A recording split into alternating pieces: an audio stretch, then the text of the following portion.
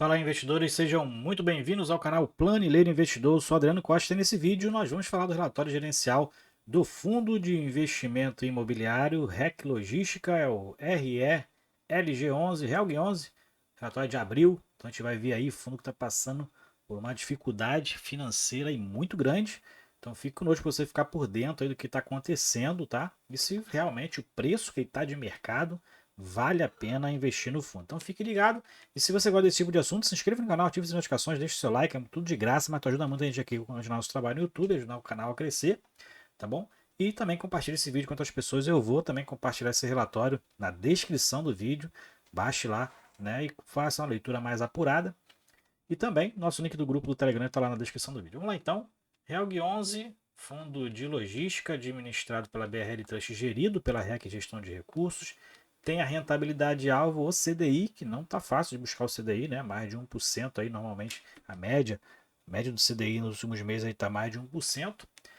E o patrimônio líquido do fundo é pequeno fundo, né? 163 milhões, tem uma alavancagem de em torno de 70 milhões, que tem dificultado aí o fundo realizar os pagamentos, né? E que também tem feito o valor dele cair no mercado, né? Ele encerrou abril a 49,38, mas como todos os fundos de logística aumentaram, menos o XPPR11, né? O XPPR11 realmente está no lamaçal, mas o Helg 11 teve uma alta, acho que encerrou aí dia 19 de maio, última sexta-feira, cotado aí em torno de R$ 58. Então teve uma alta aí interessante, de quase 20%, né? Nesse período aí de maio, né? Desde o fechamento desse relatório. E o preço patrimonial dele, ó, 122,55, né? Então realmente o fundo está bem descontado, mas fique conosco para você se informar melhor sobre o fundo. Taxa de administração e gestão é 1,17,5%, 0,17 mais ou menos, a taxa de administração, né? E gestão 1%, está mais ou menos aí 1,20, né? Vamos dizer assim, arredondando, e não tem taxa de performance, prazo de duração indeterminado, investidores em geral, e tem um pouco mais de, tem quase 7.400 cotistas, e essa base tem reduzido aí mês a mês por conta das dificuldades do Helg 11. Aqui, resultado de abril, fundo teve um resultado, né, de 92 centavos por cota, que não será distribuído, já começa o relatório já na primeira frase, já deixando bem claro, não será distribuído, e o objetivo é viabilizar as ações para cumprir as obrigações financeiras do fundo. O fundo tem dívidas aí no curto prazo, e está com uma dificuldade de caixa, e realmente só retendo os resultados,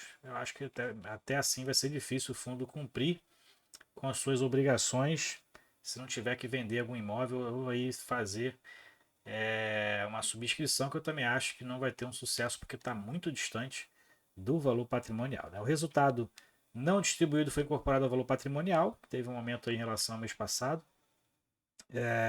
de 122 para 122,50, mês de abril, né? E tem como objetivo, então, proteger o interesse da saúde financeira e os cotistas também, né, os interesses dos cotistas do fundo. Nos últimos 12 meses, o fundo paga até um bom provento, né? Pagava aí 80, 70 centavos por cota todos os meses, né?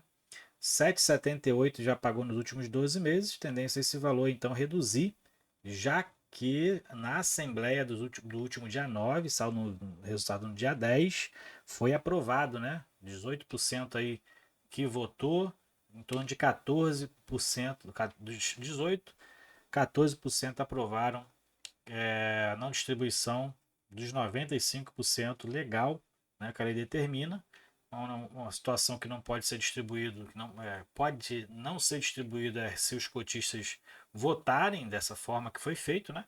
Então, nesse semestre não vai haverá distribuição de rendimentos. Eu acredito que nem no outro semestre também não vai ter, porque o resultado do fundo é muito baixo para a dívida que ele tem aí em dezembro. A gente vai ver isso tudo mais para baixo. Bom, aqui a gente tem aqui a consulta formal que eu falei, já teve o resultado, né? Então, já teve o resultado aqui. O fundo tem uma dívida de curto prazo de 13 milhões, se eu não me engano, né? E desses 13 milhões foi pago agora no mês de maio através dos CRs que o fundo tinha na carteira, liquidou em torno de 6 milhões e alguma coisa, né? Então sobra aqui essa dívida de curto prazo, em torno de 6 milhões e meio de reais, né? Vamos ver se o fundo então alcança esse valor aí para cumprir com as suas obrigações, né? E também, né, claro, tinha que abraçar junto com os cotistas também, né? Os gestores não vai ter remuneração nesse período aí também, né? Enquanto, eu acho que eu não me entender, enquanto o cotista não tiver provento, o gestor também não deveria ter a sua remuneração, mas vai ser provisionado contabilmente, né? Essa remuneração, só que ela não vai ser efetivamente paga. Aqui teve mais notícias ruins, né? Devolução do REC log extrema. Então a Multilaser aí confirmou e entregou no dia 30 de abril, né? Que já tinha anunciado lá no dia 1º de novembro. A entrega aí do galpão logístico B, em torno de 5.500 metros quadrados, que aumentou a vacância em 5,65%. E aqui o fundo fala que adquiriu também CRI do São Benedito II, que eu não sei nem se já foi vendido, né? Já que o fundo utilizou praticamente aí o que ele tinha na carteira para saldar parte da dívida dos 13 milhões. Resultado acumulado hoje que o fundo tem é R$ 2,02 por cota, que dá mais ou menos 2 meses aí de resultado do fundo, né? Então é o que o fundo hoje tem de resultado acumulado, fora o caixa, né? Renovação, teve renovação em maio, né? Então, como evento subsequente, né? Não teve só notícias ruins, teve duas renovações aí no REC Log Queimados e no REC Log Camaçari. Teve as duas renovações contratuais com as duas empresas que estão elencadas aí. Bom, mais para baixo aqui a gente verifica a questão do seu portfólio, né? Então, alguns resultados aqui. O fundo, mesmo assim, ainda, né, tendo uma rentabilidade superior, a distribuição acumulada superior no período da sua existência superior à taxa DI, né? E a gente verifica aqui que o fundo atualmente, né, tem 235 milhões em ativos, né? Mas as dívidas que o fundo tem de 72 milhões reduz o patrimônio líquido para aquele valor que a gente falou lá no início, de 165 aproximadamente, né? 165 milhões. E a dívida do fundo hoje, né? Tem essas questões aí, né? Dívidas até 12 meses são quase 60 milhões de reais. O fundo provavelmente vai ter que reperfilar essa dívida aí. E acima de 12 meses o fundo tem um valor menor de 12 milhões e 800. Né? Então o fundo tem 72 milhões em passivos. Vamos aí observar, né? E acompanhar o fundo nessa saga de pagar essas dívidas aí de curto prazo, né? Já que o fundo está com uma vacância aí em torno de 20 e poucos por cento, né? Que prejudica um pouquinho também os resultados do fundo, e é o segundo mês consecutivo que o fundo não distribui proventos.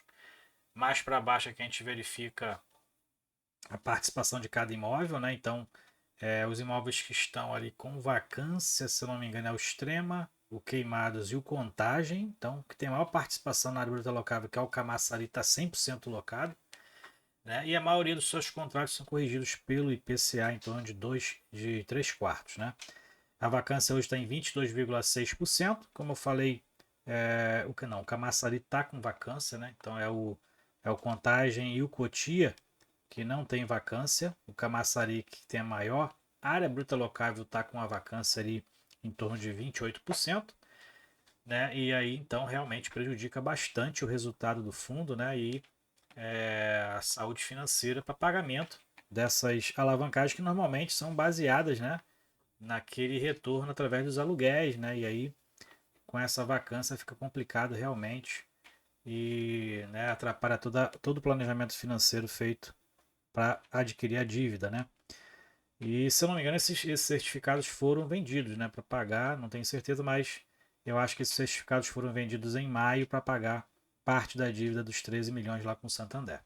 E aqui a gente verifica também em relação aos contratos, que a maioria são contratos típicos, então normalmente são contratos de curto prazo, a gente verificou lá nas renovações, renovações de 2, 3, 4 anos, né? E a gente que vê que o segmento que tem maior imposição aqui dentro das receitas, né, uma participação é o tecnologia. Tecnologia que tem maior participação provavelmente é o e-commerce, né? E falando de DRE gerencial, hoje o fundo, né, teve um resultado aí, na verdade em abril teve um resultado de caixa de 1,2 milhões. Todo esse resultado aqui para cima são resultados pelo regime de competência, né? Então a gente verifica que o fundo tem ali em torno de um terço dos seus aluguéis mais de um terço, né? Em torno de 40 e poucos por cento dos seus aluguéis servindo para pagar as dívidas de alavancagem, né? De aquisição de imóveis. A gente verifica que realmente é uma dívida muito alta, né? O fundo tá aí com um contrato securitizável, né? E acaba que isso aí prejudica os resultados. O fundo teve resultados de competência aqui contábil de R$ 726 mil, né? E aí, por conta aí das carências ou de não pagamentos de algumas dívidas, normalmente relacionadas a essas dívidas financeiras, né? O fundo teve aí um resultado de caixa superior de 1,2 milhões. Né? Normalmente essa parte tem alguma carência, né? alguma reperfilamento que o fundo tem feito e acaba que os resultados ficam de caixa ficam maior que o de competência. Né? Esse detalhe a gente não tem, né? Mas é mais ou menos isso aí que acontece. Aqui a receita cruada não é muito importante. Aqui a gente tem também o detalhamento dos ativos. Então são bons ativos localizados em grandes centros logísticos, né? Eu moro inclusive perto desse aqui de Queimados, eu moro em Nova Iguaçu, então esse aqui é um grande polo industrial que tem ali em Queimados, né? Bem localizado ali esse imóvel, né? Camaçari também aqui, outro polo industrial. A gente verifica aqui também nesse de Extrema, né? Que vários fundos aí tem imóveis nessa localidade de Extremas ali em Minas Gerais, em Cotia também. É um polo industrial também interessante. E aqui a gente também tem esse aqui de Contagem também, né? Também é um grande polo industrial ali, que grandes fundos têm imponentes imóveis ali industriais nessa região.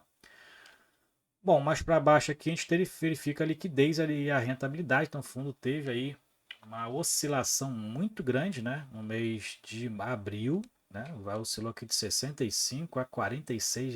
Então esse aqui foi a oscilação do fundo, né? E o valor médio negociado foi de R$ 53, e o valor de fechamento R$ 49,38. A gente verifica que a queda livre do fundo desde o início, né? Realmente, fundo aí com notícias que normalmente o mercado, né, abomina, então teve essa queda do preço aí, principalmente por conta, primeiro, dos problemas nos contratos, da vacância e agora, né, a questão da dívida e agora a não distribuição dos proventos. A gente verifica, inclusive, que a quantidade de cotistas segue reduzindo desde lá do início, desde outubro, né? A gente verifica aqui, chegou a 7.400, 7.700, 7.900 e de lá para cá reduzindo aí gradativamente a quantidade de cotistas, né? A gente verifica essa questão aí, muitos vendendo inclusive com prejuízo, né? O que a gente está vendo aí, muitos vendendo com prejuízo, não acreditando na retomada e na gestão que o fundo tem feito. Ok? Então é isso aí. Relatório gerencial do Helg 11. Estamos acompanhando essa saga aí financeira, essa dificuldade que o fundo está passando, né? Segundo mês seguido sem distribuição de proventos. A gente segue acompanhando. Se você é cotista do Helg 11, conte para a gente aí nos comentários a sua expectativa do fundo, se você está continuando a comprar fundo com né, com essas quedas que está tendo. Compartilhe com a gente nos comentários aí. Se você gostou do vídeo, deixe seu like, compartilhe com outras pessoas. Até o próximo vídeo. Tchau, tchau.